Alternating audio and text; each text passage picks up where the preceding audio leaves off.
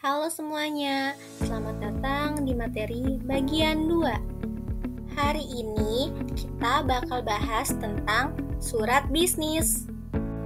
Nah, ada yang tahu nggak sih surat bisnis itu apa? Jadi, surat bisnis itu merupakan surat resmi yang dipakai dalam dunia usaha atau perdagangan, bisa antara perusahaan dan perusahaan atau perusahaan dengan pelanggan. Sekarang, yuk kita kenalan dengan beberapa jenis surat bisnis yang sering digunakan. Pertama, surat perkenalan. Surat ini biasanya dikirim penjual ke calon pembeli.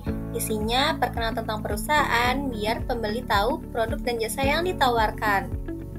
Kedua, surat permintaan penawaran.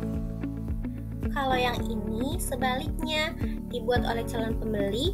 Isinya permintaan penawaran barang atau jasa, misalnya mau tahu harga, kualitas, atau syarat pembelian. Ketiga, surat permintaan pesanan. Surat ini dikirim penjual ke pembeli sebagai tanda bahwa pesanan bisa dipenuhi, tapi biasanya juga ada keterangan butuh waktu persiapan, lengkap dan estimasi kapan barang itu akan dikirim. Yang keempat, surat tanda bukti. Surat ini bentuknya seperti formulir isian dan dipakai sebagai bukti sah kalau transaksi benar-benar bisa dilakukan. Selanjutnya, surat penutupan atau klaim. Nah, ini surat tuntutan ganti rugi. Biasanya dikirim pihak yang dirugikan ke pihak yang merugikan supaya kerugiannya bisa ditanggung jawab. Yang terakhir ini surat penagihan. Surat ini dikirim oleh kreditor ke debitor, yang dimana isinya berupa peringatan atau permintaan agar segera membayar hutang sesuai kesepakatan yang udah disesuaikan.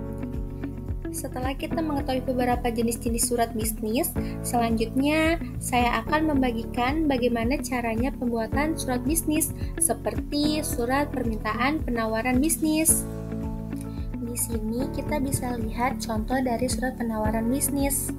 Kemudian yang pertama, pada bagian ini kita bisa isi pada bagian to dengan alamat email perusahaan yang dituju. Semisalnya ini mau mengirim pada PT Melati Kasih.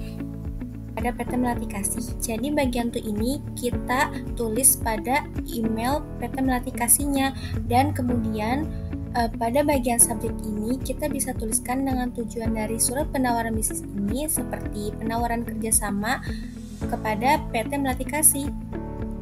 Di dalam surat ini terdapat tempat dan tanggal surat, nomor surat, lampiran, hal atau perihal, serta alamat tujuan atau penerima.